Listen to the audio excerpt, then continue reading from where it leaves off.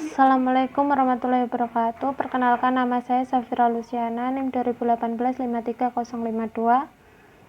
Prodi Sistem Informasi. Di sini saya akan menjelaskan tentang pelaksanaan audit sistem informasi. Langsung ke materi aja. Di sini yang pertama ada overview, di mana di dalamnya terdapat perusahaan dan 4 divisi, di mana satu divisi ini berisikan tentang divisi IT. Apakah divisi IT bisa membantu meningkatkan kinerja perusahaan? Oke, dapat dilihat dari bagan-bagan di sini ada proses audit, dan setelah itu ada continuous improvement yang mengeluarkan outputan berupa nilai dan rekomendasi. Yang kedua, di sini ada perumpamaan auditor sistem informasi, terdiri dari 4 proses. Yang pertama di sini ada interpersonal skill, yang kedua ada analistika skill, dan ada manajemen skill, dan yang keempat ada technical skill.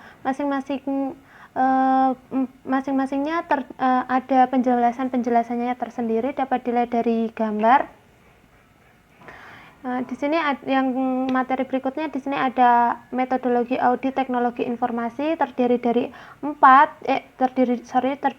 Yang pertama ada merencanakan audit, yang kedua ada mengidentifikasi resiko dan kendali, yang ketiga ada mengevaluasi kendali dan mengumpulkan bukti-bukti, yang keempat ada mendokumentasikan temuan-temuan dan mendiskusikan dengan audit. Yang kelima di sini ada laporan akhir dan mempresentasikan hasil-hasil. Lanjut, di sini ada waktu audit, di mana ada pre and post, sebelum setelah sistem, live implementasi, post implementation, dan pre implementation system. Lanjut, di sini ada manfaat audit pre implementation system.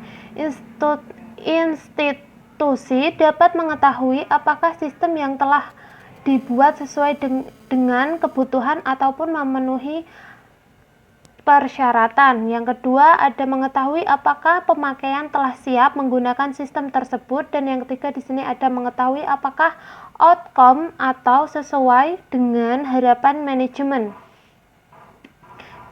Nah, di sini ada manfaat audit post implementation system.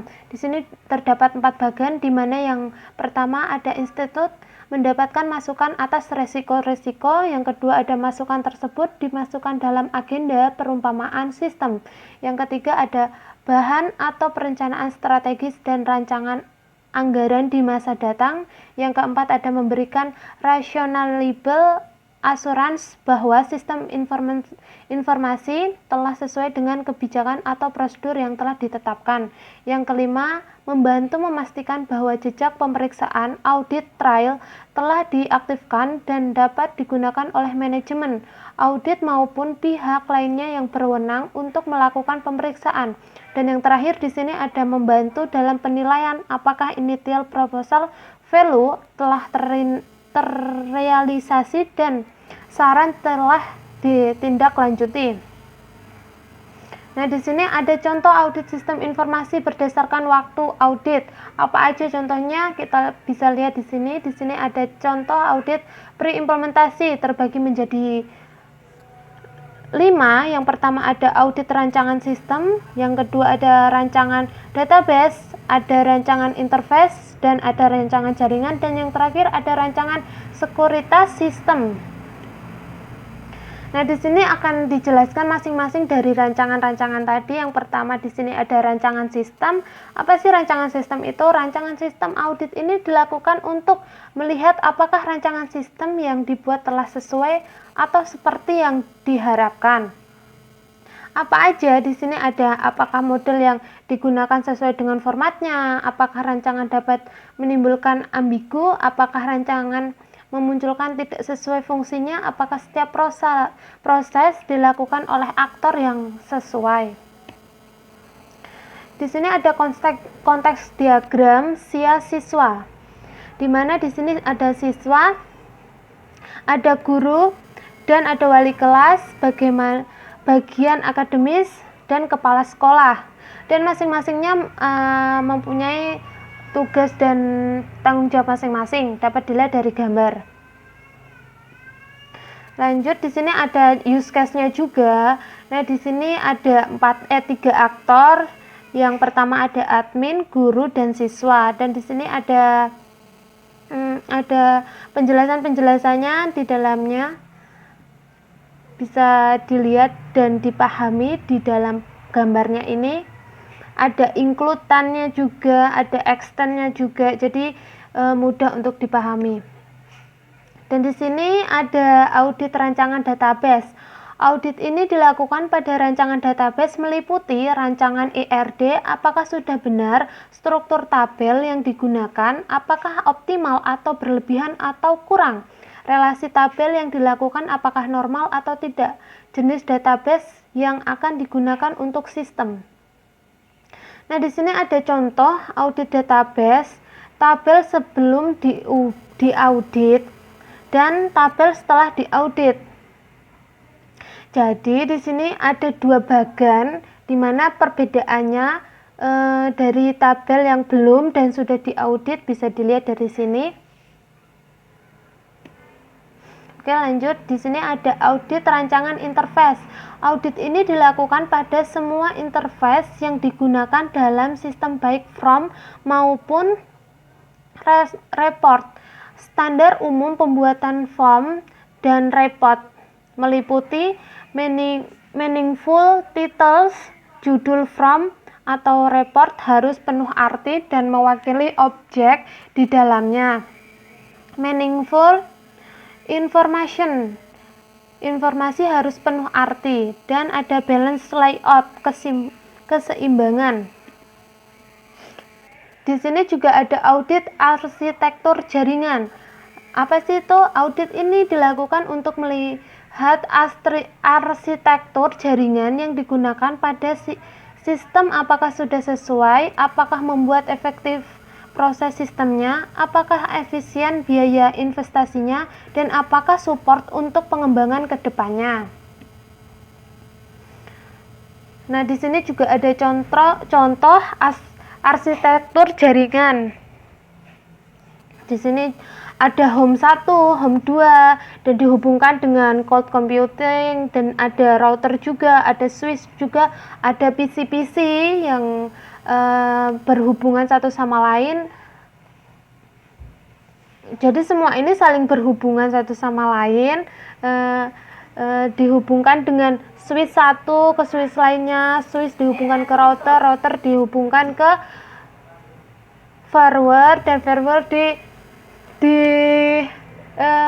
disimpan di dalam cloud computer dan dibagikan di semua komponen-komponen yang ada.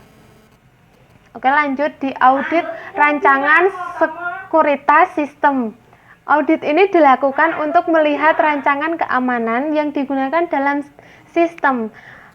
Apakah ada sekuritas pada jaringan komputer? Apakah sekuritas untuk logika ke sistem sudah menggunakan ekspresi atau baik? Dan apakah ada pelayanan hak akses bagi pengguna sistem? Di sini juga ada contoh audit post implementation, ada audit fungsi sistem, ada audit interface, ada audit database, ada audit jaringan komputer, dan ada keamanan sistem. Contoh hasil audit. Nah, di sini ada layanan di Direktur Pembinaan Khusus dan kelembagaan. Ini contoh-contohnya. Di sini ada nomor, ada standar kebutuhan, ada standar exiting, dan rekomendasi. Di sini benar-benar dirinci dengan benar agar semua datanya datanya bisa masuk dengan baik ya. Itu bisa dilihat dari gambar. Di sini juga sama dari yang di atas, dirincikan secara benar-benar terperinci banget ya. Oke, di sini ada rekomendasi. Apa sih rekomendasi itu dan apa aja sih bagan-bagannya? Nah, di sini untuk layanan digunakan Direktorat Pembinaan Kursus dan Kelembagaan. Di sini terdapat 7 komponen, di mana yang pertama ada media penyimpanan perlu di-upgrade agar dapat menampung pertumbuhan data yang besar. Jadi setiap medianya ini harus di-upgrade ya. Dan yang kedua ada backup data perlu dijadwalkan secara rutin. Maksudnya pembackupan ini harus secara rutin, tidak bisa yang di sembarangan gitu, maksudnya harus terjadwal secara benar. Dan yang ketiga di sini ada perlu disediakan media penyimpanan eksternal untuk penyimpanan backup data. Nah, perlunya penyimpanan ini untuk backup data agar data-data yang ada tidak hilang. Dan yang keempat ada kemampuan jaringan perlu ditingkatkan agar dapat menggunakan attachment. Yang kelima ada perlu adanya pembedaan leveling hak akses data dan aplikasi. Dan yang keenam di sini ada perlu enkripsi dalam pengiriman data. Dan yang ketujuh di sini adanya workflow untuk layanan layanan. Jadi semuanya ini mesti benar-benar terstruktur dan terdata dengan benar.